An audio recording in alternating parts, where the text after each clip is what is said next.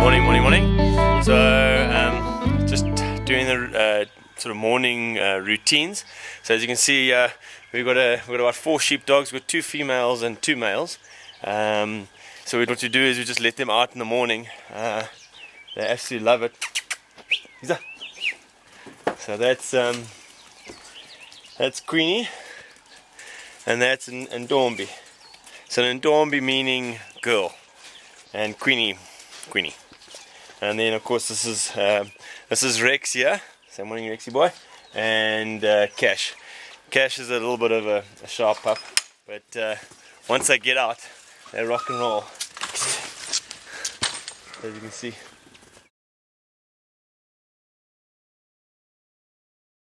So getting back to the sheepdogs and their hawks, their pens. They sleep in there at night time, just because you don't want necessarily, they are working dogs, so you don't necessarily want them to be roaming around at night, and with having sheep so close, it just prevents that okay, well, they could go out hunting. So yeah, so just showing you guys a little bit more about our paddock system here. These are all our AI ewes. So we got vets from Bloemfontein, from Ramsem, and they came and laparoscoped these ewes. So we had them scanned. So what we do is, these are our singles. So we mark them when we scan them, to know that, to differentiate between your singles and your multiples. It just makes our control system a lot better and easier. The Dorsets have been surprising us. They actually, there's already 3, was it 4 now? 4, I just checked this morning, that has already had twins. So the Dorsets are doing fantastically. We actually put the Dorset, and we put a Dormer ram on the Dorset, so just putting a little bit of different blood in there, and more of a meaty breed, with having the abattoir and the butchery. That's where we want to go to. So another beauty of the morning. This is D-Day.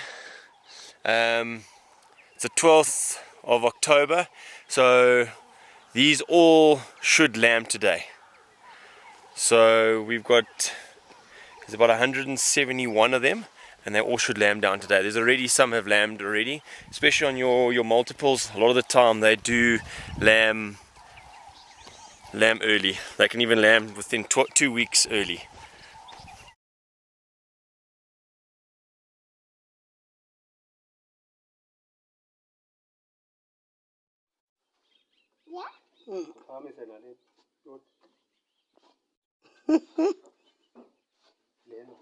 Hi, prize, man.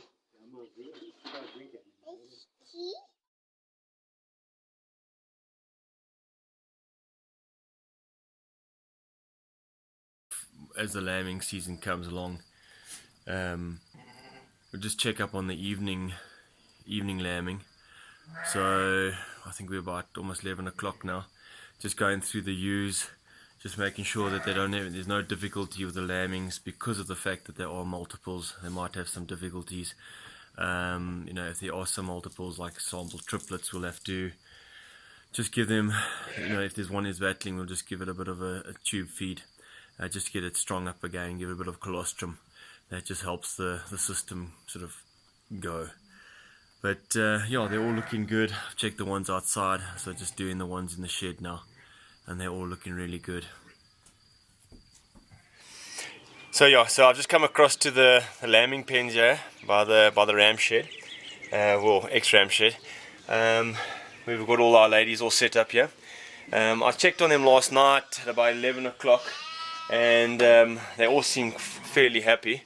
I came here early this morning, but yeah, all of them doing alright. The guys will be coming in this morning just to do the routine checkups, just changing water and stuff. So when we have lambing like this, I normally get about 2 guys on duty just to give us a hand with regards to lambing, making sure that the lambs and the ewes are all sorted. But they're all lying down, they're fairly content. with everything at the moment. Morning girls again. So as you can see, she's had twins. I came in this morning at about 6, and this ewe was battling to lamb. So the one foot was coming out and the other one wasn't, so she was really battling. As you can see by the colouring of this little lamb, that yellow colour is actually poo.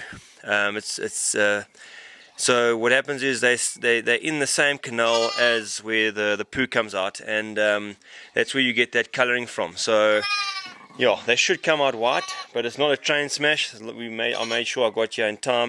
You can see there's afterbirth coming out there, and they already know. And you can see there's the one is a little bit bigger than the other one, but the mother nicely cleaning up and making sure that she's calling and she knows their sounds. Really content.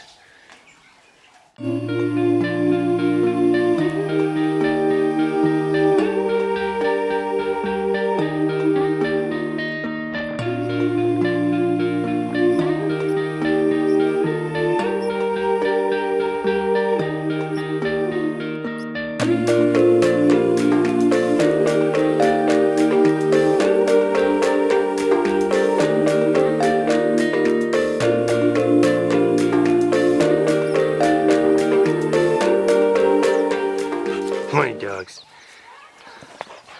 So we've got 3 dogs as basically pets. And got Shaka, he's my Staffy. He's my boy, I've had him he'll be 7 now. And then his pup, he actually mated a sheepdog.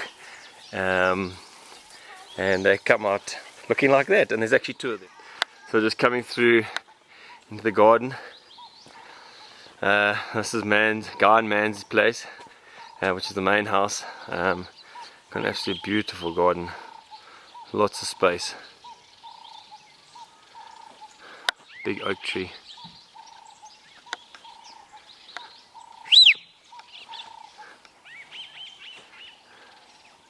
And the main house. Maggie on the front porch having coffee and rusks. And this is Cole. Cole, say hello. Hello. What's your name? Cole. Yes.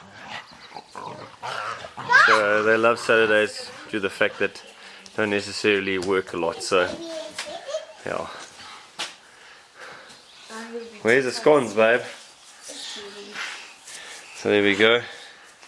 That's sort of what's for breakfast this morning. What are they called again? Bovril scones. Bovril scones.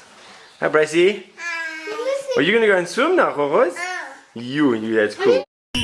2, 3, go!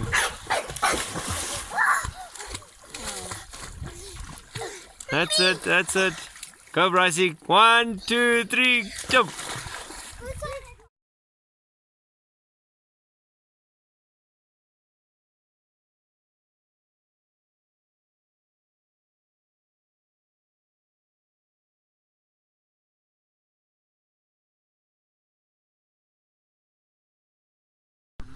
So as you can see, we're Friday. I'm supporting the Boks today. We're playing Italy, which seems like going to be quite a hard game. But otherwise, this is where the cows are calving at the moment. See quite a few little calves. They're only probably about not even 2 weeks old. This little Oakie's probably, and this little one here is probably a week old. You can see the milk on their noses still. The mother's a fairly decent neck for sort of this time of the year. Yes, with this drought, it's not nice at all. But their calving seems to have no calving problems. We've had about 3 cows that have basically left their calves. Just one of those things with the dryness like that, they're just not getting enough nutrition, so they're just gonna sort of lead them out. But nice to see a good, nice little herd of cattle and and they calve. They were nice, suckling nicely there.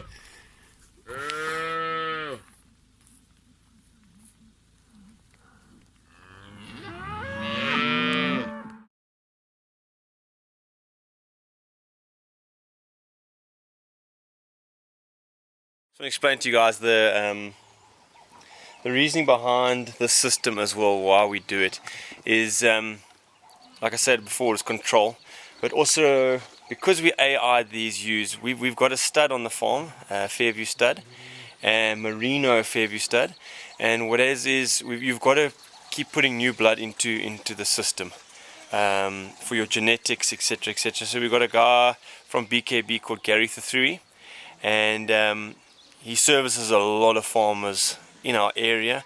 He's been over to Australia, and just a very knowledgeable guy with regards to sheep and cattle. But we use him for our merino flock. If you can see this ewe here, she's got a ticket in her ear. If you guys can see there, but it reads 351. So 3 is the year that she was born. She's quite an old ewe now, but she serviced us well.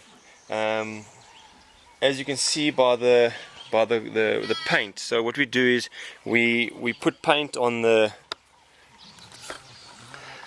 to identify the ram that she was putting. So she got a green call and a blue call, which means that we know the ram that we used for mating when we AI'd her.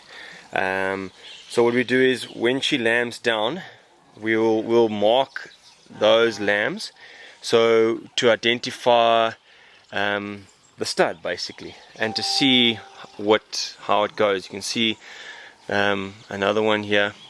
You can see they all got tags in them. So yeah, just basically identifying the stud. You can see she's also got a red call on the top. That's how we differentiate with the twins. We put a red call on the head for twins and blue for singles. These are 2 Dorsets here. As you can see, the different kind of breed that we put a Dormer ram onto them.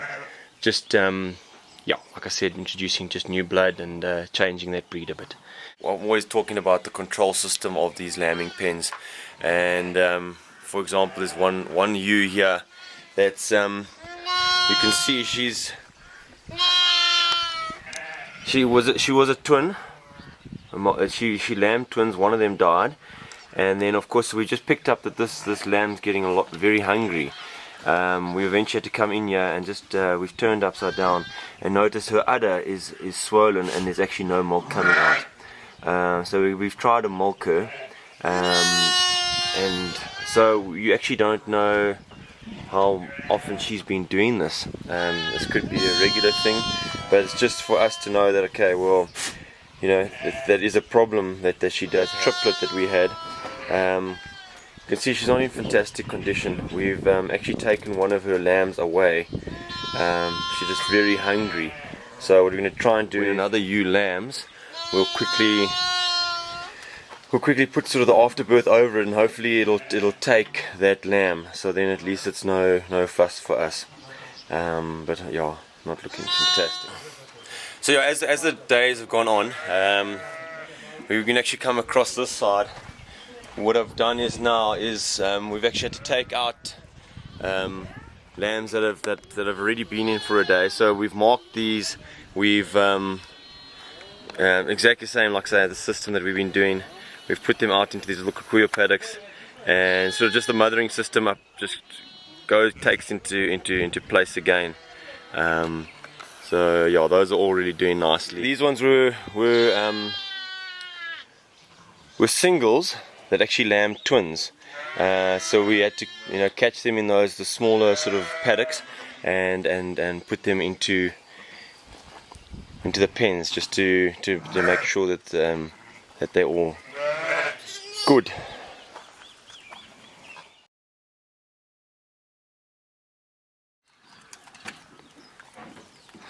So she'll just keep cleaning that lamb. Also just making sure she knows it's hers. There'll be smell that she's picking up there. Yeah, it's amazing process that they go through within a couple days of lambing. Okay, so it's our first lot of laparoscope ewes that we've put into the pastures now with all the lambs. Doing really well.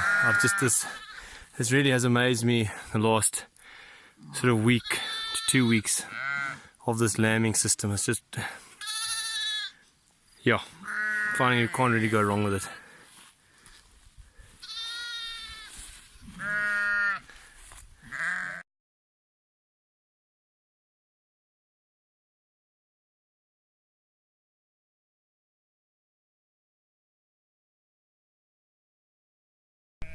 Okay, morning again. This is Monday. We're still lambing flat out here. There's a ewe here that sometimes just battles with lambing. You can see her 2 hooves are coming out to perfect position for lambing. I've just noticed her in the last half an hour. She's been battling to get it out, and we don't like to keep it too long.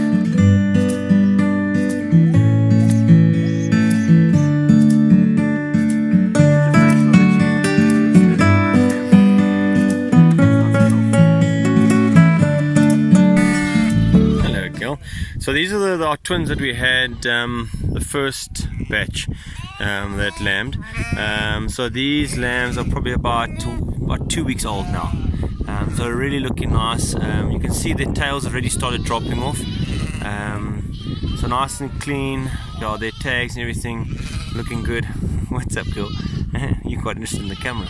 So what we're going to do now is we're going to give them a dose called Baycox, which just to the lamb itself. It's for coccidiosis, which plays a massive role in the health and the life of the actual sheep itself.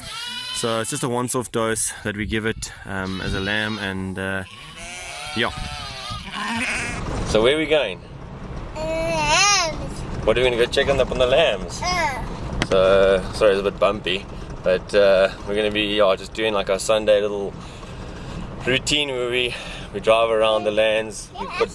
We put ewes on the lands, ewes and lambs on the lands. So now I'm just going to go check up on them.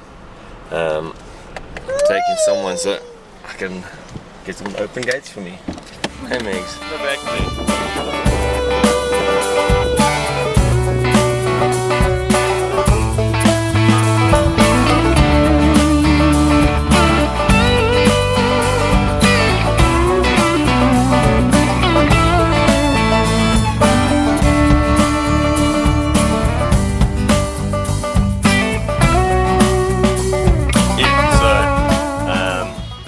Sunday. So what we do on a Sunday is pretty much traditionally we do a Weber chicken. So I've just popped it on now.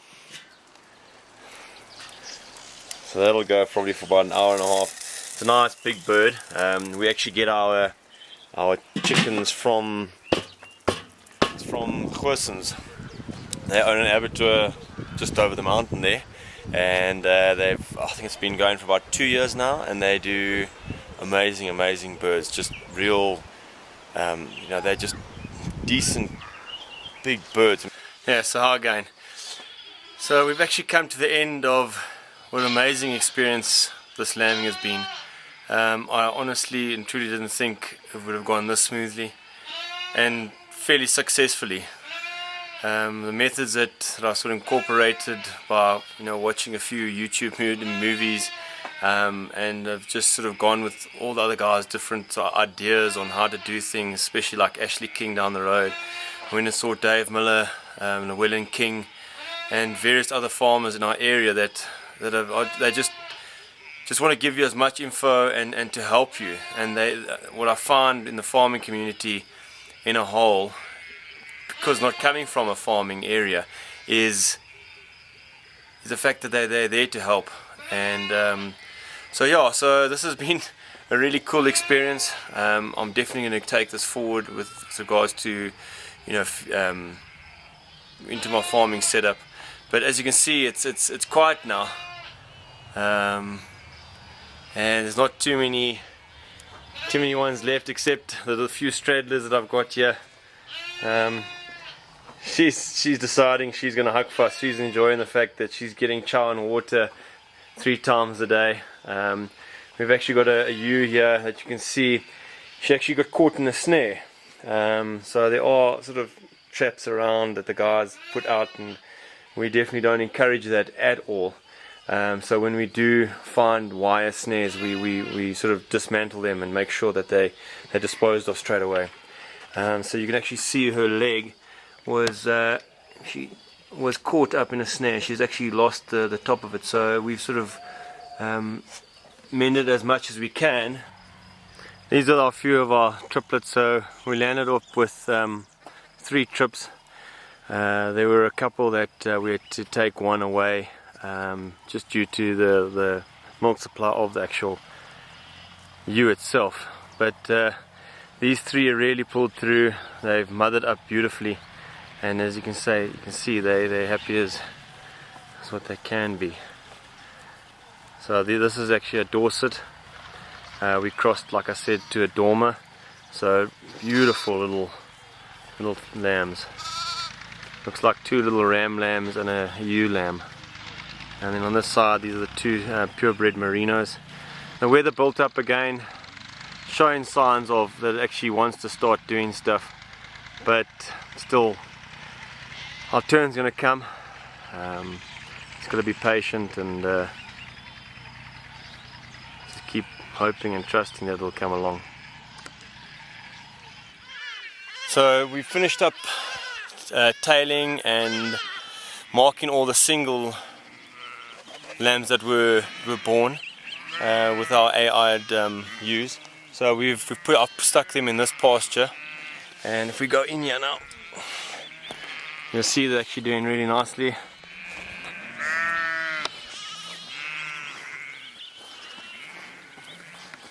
So they've mothered up quite nicely, and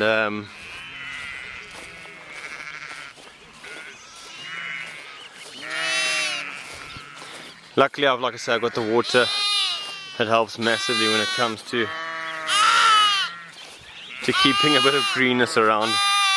What's the matter? Where'd you find your mom? Hey? Oh gosh.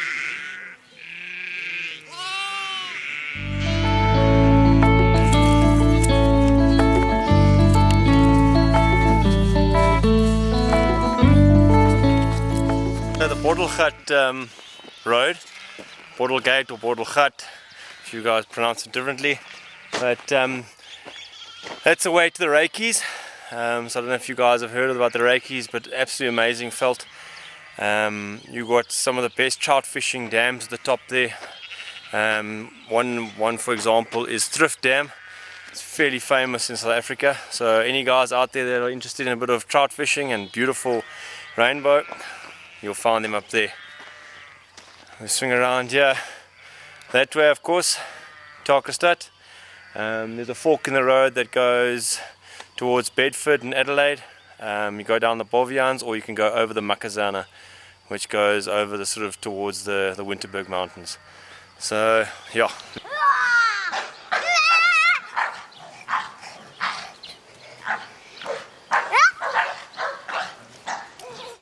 We'll just show you guys a little bit of the sunset, and yeah, what the evening looks like.